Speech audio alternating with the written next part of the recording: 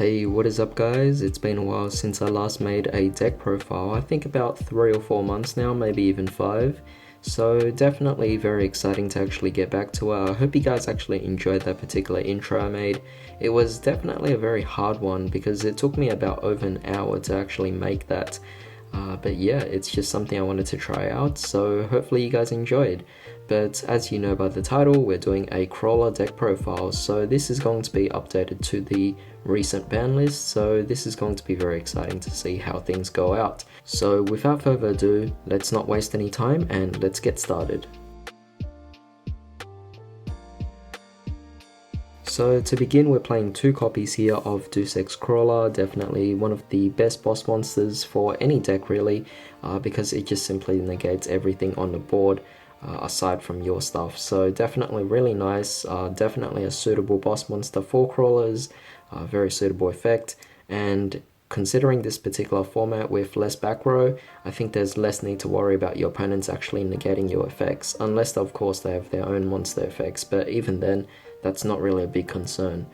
Moving on, we have 3 copies here of Krawler Spine. Spine is still one of the best monsters out there because it simply just destroys your opponent's monsters, and it has a really big defense as well, so it's definitely worth playing, but there's no further explanation for this as I've already done that in the previous deck profiles. Moving on, we have 2 copies of Krawler Axon. This card is a spell trap removal, and it's definitely a really nice card, but at the same time, given that Harpy's Feather Duster recently came off the ban list, Axon's suitability or its role in this particular deck is pretty much becoming less prominent, because with Harpy's Feather Duster coming off the ban list, a lot of people are actually playing less back rows, so Krawler Axon doesn't really come up as much anymore. However, I still play 2 of them because it has decent defense, and at the same time, you still want to have a lot of crawlers because they can spawn out each other even if they're destroyed by card effects, so that's still very nice. Next, we have 3 copies of Glial. Glial is pretty much the guy that special summons all your crawlers from the graveyard, definitely helps out with a lot of things here, and of course extends all your plays, so definitely really nice card, and I don't really think I need an explanation as to why this card is so important, as you guys might have already seen the previous deck profiles. We're also playing 2 copies here of Receptor, our searcher for the deck. I mean, what else is there to say? It just searches out everything you need. Finally, for the one-ofs, we have 1 copy of Dendrite and 1 copy of Ranvier. I don't think these cards are necessary at any more copies. I think if you wanted to add additional copies of this, you could probably take out that copy of Axon you actually had. So yeah, Ranvier just recovers everything from the grave, but it's not too amazing, and Dendrite just acts as a foolish burial for the deck, which I don't really think is necessary. But either way, both cards are the biggest beat sticks in the deck, and overall, if you want to deal damage to your opponents, these cards will come in handy later on, and plus you want more variety for your deck anyway with different crawler monsters. Of course, I'm still playing the World Legacy World Armor, just 1 copy of it of course. We're also playing 1 copy of Parasite Paranoid, and we're playing the Super Armored Robot Armed Black Iron Sea. So these cards were definitely just cards that are good text for the deck. Now, I did make a video prior to this one where I actually said that I wouldn't play any more text, but in this particular case, Crawlers is a tech deck itself. It's a particular deck that just focuses on catching your opponents off guard. They will never actually suspect anything, and till this very day, I can still guarantee you that a Krawler player will never lose to an Altergeist player, it will never lose to an BA player, and it will never lose to an Eldritch player, I think, or whatever that deck is called. Crawlers is a really underrated deck, and with these particular cards out there, it definitely helps out as well. For the final monster we have here is actually 2 copies of Reversible Beetle. Now, unlike the other cards where I've actually talked about them in the previous deck profiles, this was a card that I felt needed to be mentioned simply because it was more of the newer cards that I actually added to the deck, but definitely a really good card. It simply is a flip effect where you shuffle this card and face up monsters in its column into the deck, so it definitely works out on your side to recycle your crawlers into your deck so that you can special summon them out again using their own effects, and at the same time you also get to shuffle back your opponent's monsters, and this is also non-targeting, making it very powerful. On top of that, it's also an insect and it's also an earth monster, making it very compatible with crawlers to go into their link monsters. Alright, so on to the spells. We're still playing 3 copies here of Survivor. It's definitely just a really nice card to allow us to, I guess, add whatever we need through excavating. So definitely a really nice card. I mean, you guys can barely see it, but it's obviously very dark here. We're also playing 2 copies here of World Legacy in Shadow. I think this card definitely is unnecessary at 3, and if you're playing 3, you're kind of just throwing away space, and we're trying to minimize the amount of cards we actually have in the deck. This is a 40 card deck, so playing 2 Shadow is good enough, and even then, you don't even need to play Terraforming. Of course, that doesn't mean that I'm not playing Terraforming. I am still playing it just because I want quicker access to it, but overall you didn't really have to play the Terraforming if you don't need to.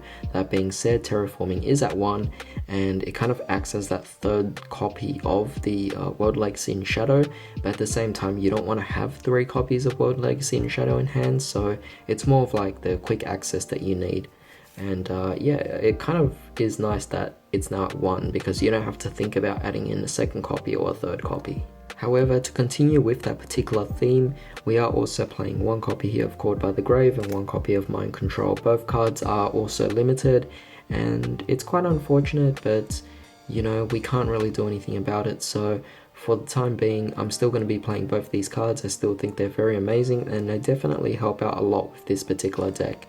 Mind Control will either force your opponents to negate something, because obviously it's Mind Control, and if they can't negate it, you get a free monster for link materials. And of course, Caught by the Grave is still a really amazing card, even at 1.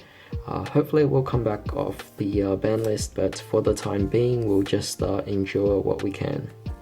The final 2 spells is Wormbait. Wormbait is pretty self-explanatory, it just creates tokens and allows you to link climb.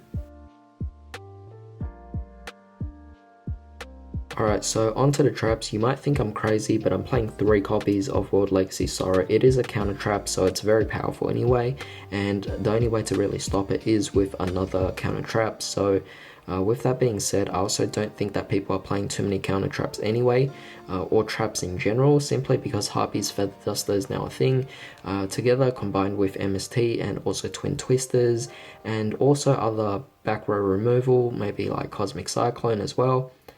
Ultimately, a lot of people are just playing less back row, and World Legacy Sorrow, you don't have to worry about your opponents trying to get rid of it, but in the off chance that they do have those cards trying to get rid of your back row, at least you have these Solemn Judgments, which pretty much will negate, but of course without a hefty cost. Now, just to get this out of the way, we're playing 1 copy here of Crusadia Krawler. It's just a really nice card to act as a bonus monster whenever we need to go for further link climbs, and I still think it's a great card because you can still use it to add a World Legacy card from your deck to your hand. In that case, you actually have the World Hand. To continue with the theme of the World Legacy Krawler support, we're also playing 3 copies here of Mind Meld.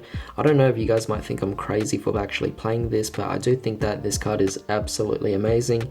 After all, we do already have 3 copies of the Solemn Judgment, so if your opponent wants to actually negate your stuff, or rather if they want to destroy your stuff, then you don't really have to worry about that. So the fact that Mind Meld can also just change your opponent's monster's effects and redirect it to you in the way that it would favor you, then it's just a really amazing card that I think 3 copies is not a crazy amount. And of course, we're also playing 2 copies here of World Legacy Pawns. This is a very interesting card, obviously, because at first I thought maybe I should play 3 because of the whole back row removal, but the fact that we have, like I said, World Legacy Sorrow, that card would pretty much negate everything that's trying to destroy World Legacy Pawns. The other thing is that most players that go up against Crawlers typically won't destroy World Legacy Pawns. They'll typically think about the field spell, but even then, you have 2 copies of this, and you can only use the effects once per turn anyway, so because of that, there's no need to cram up your deck with a bunch of extra copies of these. Finally, the 2 final traps we have is Back to the Front. Now, you might think that this card is kind of weird, because if you bring it back all these Crawlers, then like how's it gonna work? You can't even bring back the link monsters, and you're right, you can't bring back the link monsters, but you know what, it's okay. You guys could play Call of the Haunted if you want, but I actually prefer this card. It brings it back in defense, so at least you don't have to worry about losing too many life points when you bring back the weaker ones, and even then it serves as a great wall, but at the same time it combos well with the World Legacy pawns, in the sense that you bring it back in defense and you flip it with the pawns, and from that you pretty much just go off from there. I mean, all the crawlers are flip effects, of course. But that's pretty much it for the main deck, so let's move on to the extra deck. Alright, so onto the extra deck. It's pretty self-explanatory. I'm playing 2 copies here of Krawler Krawler, we're playing 2 copies here of Neurogos, and we're playing 2 copies of Synapsis as well. These cards are pretty much the bare essentials of the deck itself, and I think at least 2 copies is good.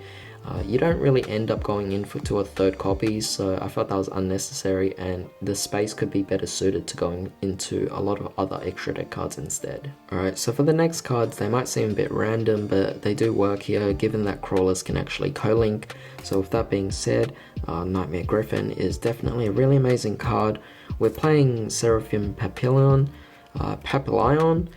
This card is an insect monster. I might end up taking it out of the deck given that it's not as amazing as I first thought it was, but even so, I'm just going to be like testing a few more things out and seeing how things go. Next we have here Subterra Behemoth Fiendus, definitely a really amazing card because it requires 2 flip monsters, and well, you guys know what it does already. You've seen the previous deck profiles, so I'm not going to go over it again. However, aside from that, we're also playing 1 copy here of Avramax. I still believe it's like my true boss monster that I play in all my decks, and I just really like the card. Not to mention, the 2 markers here are definitely just really good. We're also playing 1 copy here of Trigate Wizard. Same thing applies, the deck just co-links, and with Trigate Wizard you could definitely just do really well here. And then of course we also have Gaia Saber. This is the French version of the card, but it doesn't matter, it's a normal monster anyway. But essentially what this card does is it actually has the similar arrows to Trigate Wizard, allowing you to co-link, and it just really complements the deck, or rather supplements the deck in such an amazing way. To end things off, we're playing 1 copy here of Akashic Magician. Again, another card to really just bounce off your opponent's monsters.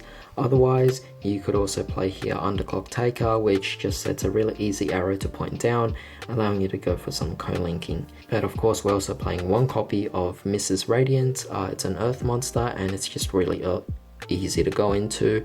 Not to mention, it also just boosts all your earth monsters by 500 attack and defense, so what's the harm in playing it? However, that pretty much wraps it up for today's video, so I hope you guys enjoy it. If you guys actually have any other suggestions, or if you guys have any other cards you'd rather switch out for it, then definitely leave it in the comments down below. Don't forget to also like this video and share it, and of course subscribe for more videos like this. But in the meantime, I hope you guys have a great day. I'll see you next time.